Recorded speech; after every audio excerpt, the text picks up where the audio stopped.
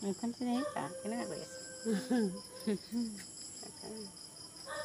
মুখখন একবাৰ হেৰি কৰি আছে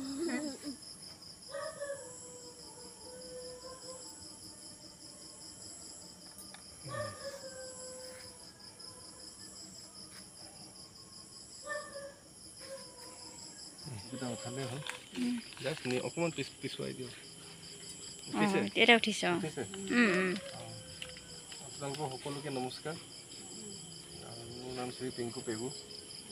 শিক্ষা পৰিৱেশ শান্তি আৰু একতাৰ উদ্দেশ্য লৈ এনেকৈ ঘৰে ঘৰে বিনামূলীয়া শিক্ষা দান কৰাৰ উপৰিও ঘৰে ঘৰে গছপুলি বা অনুষ্ঠান প্ৰতিষ্ঠানে তেনেকৈ গছপুলি ৰোৱাৰ ব্যৱস্থা কৰিছোঁ কাৰণ এতিয়া পৃথিৱীটো বহুত এটা ডাঙৰ জ্বলন্ত সমস্যা কিছুদিন পাছত হয়তো মানুহে এনেকৈ জ্বলি জ্বলি মৰিব যিটো গৰম পৰিছে আৰু এই গৰমৰ পৰা ৰক্ষা পাবৰ কাৰণে উপায় এটাই আছে গছ থাকিব লাগে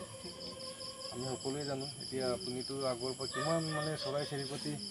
বিভিন্ন ধৰণৰ জীৱ জন্তু দেখা পাইছে এতিয়াতো চব নাইকিয়া হৈ গ'ল এনেকুৱাতো গৰম আগতে অনুভৱ কৰা নাছিলে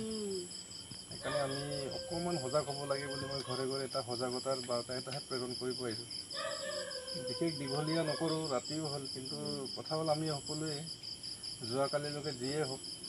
সেইটোতো ঘূৰাই নাপায়গৈ কিন্তু থকা গছটো আমি যেনে তেনে নিজৰ ভেটিত থকা গছটো আমি সংৰক্ষণ কৰিবই লাগিব নহ'লে আৰু উপায় নাই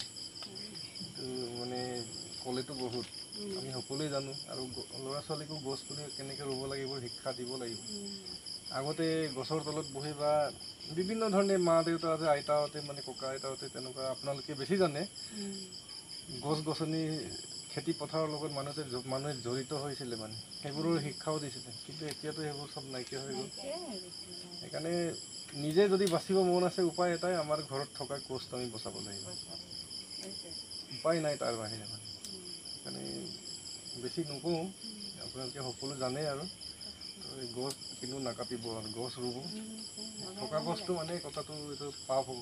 আৰু এতিয়া এজোপা গছ কটা এইটো ডাঙৰ দীঘল কৰিব বহুত টাইম লাগিব আৰু এই গছকেইটা নাকাটিলেও আমি জীয়াই থাকিব পাৰিম হয়নে নহয় কথাটো সেইকাৰণে গছ থাকিব লাগিব সেইটো কাৰণে আপোনালোকৰ কেম্পাছত আমলখি গছ ওপৰত ৰুই দিম আপুনি নিজে ৰুওক আৰু এই গছজোপাৰ জৰিয়তে নিশ্চয় আপোনালোকৰ পৰিয়াল নিশ্চয় আৰু মংগল হ'ব বুলি মই আশা কৰিছোঁ এই গছজোপা নিশ্চয় আশীৰ্বাদ দিব ৰুই দিয়ক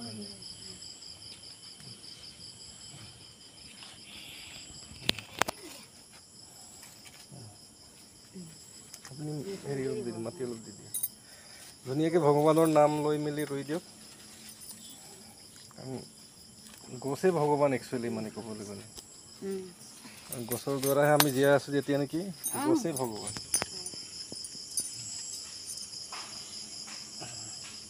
পানী অলপ ঢালি ঢালি ধুনীয়াকৈ বেৰা দিব লাগিব